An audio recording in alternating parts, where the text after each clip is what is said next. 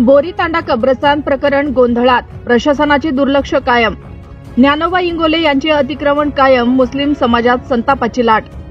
परभणीच्या जिंतूर तालुक्यातील बोरीतांडा येथील मुस्लिम समाजासाठी जिल्हाधिकाऱ्यांच्या आदेशाने गायरान जमिनीतून कब्रस्तानसाठी दिलेली जागा आजही अतिक्रमणाच्या विळख्यात असून स्थानिक ज्ञानोबा इंगोले यांनी या जमिनीवर बेकायदेशीररित्या अतिक्रमण केले आहे.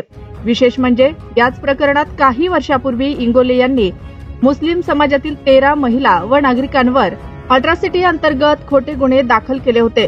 पोलीस आणि महसूल प्रशासनाच्या दुर्लक्षामुळे प्रकरणाचा तोडगा लावला जात नाही. यामुळे मुस्लिम समाजामध्ये तीव्र असंतोष आहे. कब्रस्तानसाठी अधिकृत आदेश, तरीही अतिक्रमण कायम. जिल्हाधिकारी यांनी काही वर्षापूर्वी अधिकृत आदेश काढून मुस्लिम समाजाला कब्रस्तानसाठी गायरान जमीन मंजूर केली होती, परंतु संबंधित जागेवर अजूनही अतिक्रमण कायम असून ज्ञानोबा इंगोले हे शेती करत आहे. मुस्लिम समाजाने वारंवार निवेदन देऊनही कोणतीही ठोस कारवाई झालेली नाही. 13 मुस्लिम नागरिकांवर खोटे गुन्हे दाखल. ज्ञानोबा इंगोले यांनी या भूमीच्या वादातून काही वर्षापूर्वी मुस्लिम समाजातील 13 महिला आणि पुरुषांवर खोटे आरोप करत अॅट्रॉसिटी अंतर्गत गुन्हे दाखल केले होते. या प्रकरणामुळे समाजातील नागरिकांना मानसिक त्रास सहन करावा लागला. अॅट्रॉसिटीचा प्रकरण अजून देखील न्यायालयात सुरू आहे. प्रशासनाच्या भूमिकेवर प्रश्नचिन्ह. या प्रकरणात महसूल आणि पोलीस प्रशासनाची भूमिका सातत्याने संशयास्पद राहिली आहे. अतिक्रमण झालेली जमीन जिल्हाधिकाऱ्यांच्या आदेशानुसार कब्रस्तानसाठी दिली गेली आहे. याची माहिती असूनही आजपर्यंत कोणतीही ठोस कारवाई करण्यात आली नाही. त्यामुळे समाजातून प्रश्न विचारला जात आहे की शासनाचा आदेश जर अंमलात आणायचा नसेल तर न्याय कोणाकडे मागावे? हा मुद्दा केव्हा मार्गी लागणार? मुस्लिम समाजाच्या धार्मिक भावना जपणारी ही जागा अशा वादात अडकलेली असताना प्रशासनाने याकडे गांभीर्याने लक्ष देणे अत्यावश्यक आहे. समाजातील प्रतिनिधींनी मागणी केली आहे की जिल्हाधिकारी व पोलीस अधीक्षकांनी संयुक्त बैठक घेऊन अतिक्रमण करणाऱ्यांवर तातडीने कारवाई करावी, अन्यथा समाजाकडून तीव्र आंदोलनाचा इशारा देण्यात आला आहे. हा प्रश्न मार्गी लागणार नाही याकडे सर्वांचे लक्ष लागले आहे. मुस्लिम समाजाच्या कब्रस्तान भूमीमध्ये ज्ञानोबा इंगोले या नावाच्या व्यक्तीने मागील अनेक दिवसापासून अतिक्रमण केलेले आहे व या कब्रस्तानची विटंबना देखील केलेली आहे. तुम्ही पोलीस प्रशासनाकडे त्याची काही कारवाईची मागणी केलेली आहे का? हा, आम्ही दरवेळेस ते आलं की आम्ही कारवाई करतो, पण ते पोलीस प्रशासन काही करीना ना. आम्ही DSP साहेबाला, SP साहेबाला, कलेक्टर साहेबाला निवेदन दिलं. त्याची उशी सुद्धा आमच्यापाशी आहे, पण हे कधी येते झेंडे लावते, हे करते, पुन्हा पोलीस स्टेशनमध्ये उलट्या कारवाई आमच्यावर करते की झेंडे काढले, हे काढले.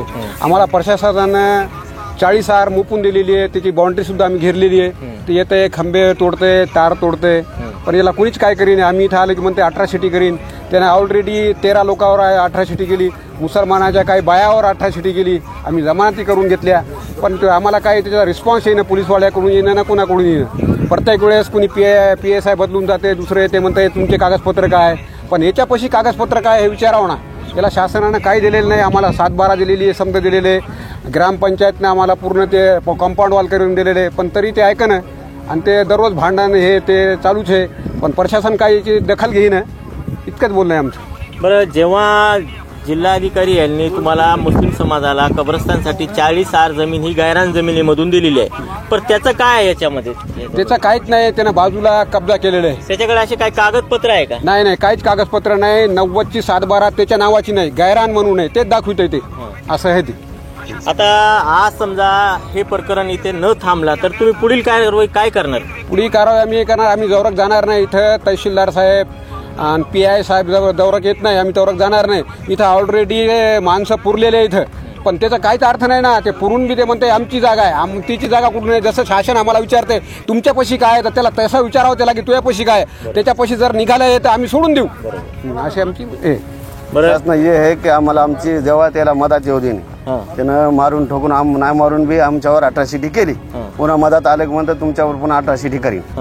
त्याच्यानं आम्ही म्हणतो आम्ही न येऊन बी आम्हाला देखते की अॅट्रॉसिटी करीन म्हणून. या गंभीर बाबीकडे पोलीस प्रशासन असं काय ठोस पाऊल उचलते? काहीच करीत नाही. पोलिसांना आम्हाला दाबून धरताय, म्हणतात ते जाऊ नका, ते आम्हाला जाऊ नका. आमचे कब्जा असून बी आम्हाला मधात जाऊ देत. हे प्रकरण किती दिवसापासून? 5-6 वर्षापासून चालू.